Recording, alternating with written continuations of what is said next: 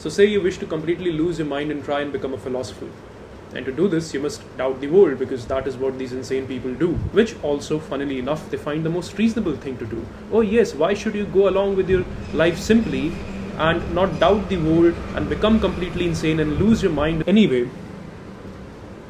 What would you like to doubt the existence of? Your ass? Well, you don't have any, so you cannot doubt that. Say there's a car in front of you and you wish to doubt the existence of the car. Now the classic move to pull would be to say, there might be a demon tricking me into believing that there is a car in front of me when there in fact is not one. And so what you do is you set up a camera or a measuring device of some sort, a detector, which is going to measure the state of the car for you, the kind of existence it has, while you're not looking at the car. And then you look away and then you look back at the camera and you look at the footage and you're like, well, the car is there. But then of course you can still doubt that you're looking at the image or the video of the car. And so now you'll have to doubt the means by which you're measuring the veridical status of the car in order to truly and completely doubt the existence of the car. So you say, well, all right, I'm going to do that. What's the next move? It is to kill yourself, although that would be skipping quite a number of steps in between. So let us discuss what we're missing here.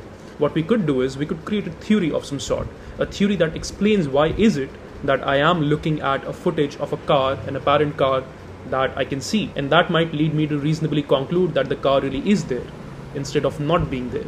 And so you come up with a basic theory of, well, there is a God in the sky who is guaranteeing the truth of whatever you see, because God is all good and therefore whatever you must be perceiving must also be the truth.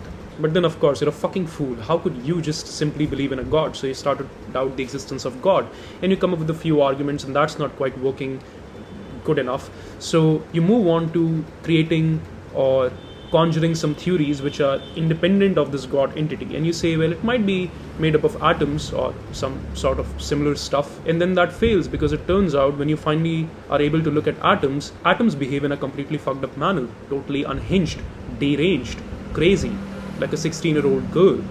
And so you say, well, okay, this theory is not quite good, let me come up with something else. And then you develop a statistical field theory which works quite fine, but then again there are certain problems with reconciling it with some other theory. And so you started by simply doubting the existence of some car and ended up with doubting the existence of the entire universe.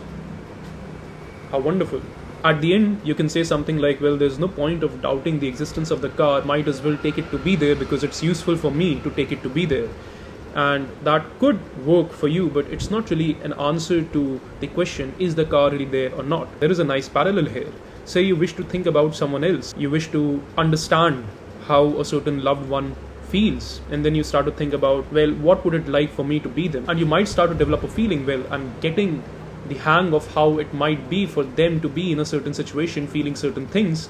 But then you must realize, well, really what you're thinking of is not a person X and how they must be feeling, but how you think they must be feeling. And so how they must be feeling in your subjective purview is only them as an object. You're only thinking of how they must be feeling about something as an object in your own subjectivity. So you're not really thinking about them, you're just thinking about an object that happens to be something that is equivalent to whatever they are as a real person. And so the problem is, you know what they say, try to walk in my shoes, run a mile in my shoes. Well, you cannot walk in someone else's shoe. That's the problem. You cannot truly understand how someone else feels, because every time you try to do that, the other person's subjectivity is only reduced to a certain form of objectivity, a certain form of, well, being an object in your subjectivity. It is the same thing with the concept of the I. Say you wish to think about yourself. All right, now you're thinking about yourself. Try to think about yourself.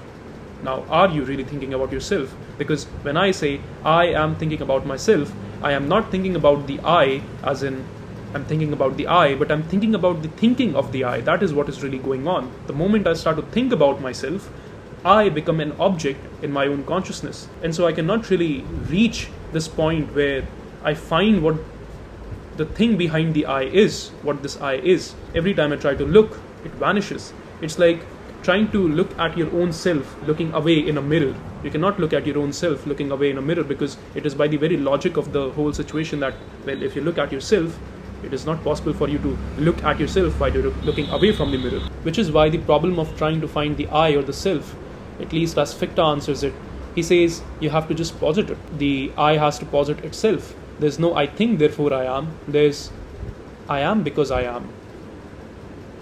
I think because I think, or however you wish to phrase it. So, fortunately or unfortunately, there is an alternative to killing yourself, because you cannot, in fact, prove if the car really is there or not.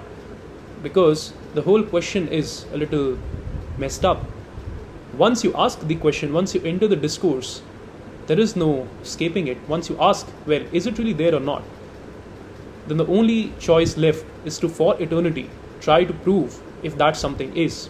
There is no second option of actually getting to prove it. However, as we see, there is one way out of this, which is to say, well, the car just is there. I have faith that the car is there. And that's the only way to overcome the doubt if the car is really there. Think of it in terms of doubting your own wife. I mean, once a man gets jealous, can it really be the case that by any reasonable measure he can control his jealousy or his doubt that his wife is in fact cheating on him? Will a certain evidence, say the wife cooking him a dinner on some nice day in the week, be enough for him to stop doubting his wife? Well, no, because it's pathological. He'll keep on doubting his wife even if she's doing that. In fact, if the wife cooks for him out of the blue a nice meal, what he's going to think is, well, she must be certainly cheating on me, and because she does not want me to doubt her, she's doing all of these nice things for me. It is also the tragedy with successful people. If you are, say, very smart or rich or successful or beautiful, you're going to constantly doubt, well, is this person really loving me for my qualities, or is this person loving me for who I am? And the answer to that question is, you cannot bloody know. What is this really you are that someone must love you for? Every time someone loves you, I mean, if you try to fit it in the framework of reason, it is going to be about something. The very moment you start to reason about it, it is going to be about, well, they must love me for something that I possess. It is only in passion and romanticism that you can say, well, I don't have any reason to love someone, or someone does not have any reason to love me. And similarly, the same case applies to doubting a car or doubting your wife. The only way the doubt of, well, is my wife cheating on me or not, can be overcome is if you have pure, total, complete faith. There is no other way out of it. Which is why I think Hegel says epistemology is maddened jealousy.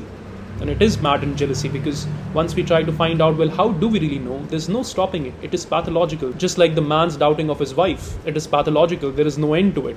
He'll go on doubting until he convinces himself of the fact that she really is cheating on him, because he wishes to believe so. The only way out of it is to simply stop. The only way to prove that the car really is there is to simply stop. It is to say the car is there, not because of some pragmatic reason or because I have finally arrived at some metaphysical, absolute, true way of proving that the car really is there, but because I wish to believe that the car is there. This, of course, seems like a very problematic conclusion, but I suppose it is even more problematic to at the end go insane and then kill yourself, or just simply kill yourself, or just go insane. I mean, you can do it in any style of permutation that you wish to do it in. But it's still better to just have faith and carry on.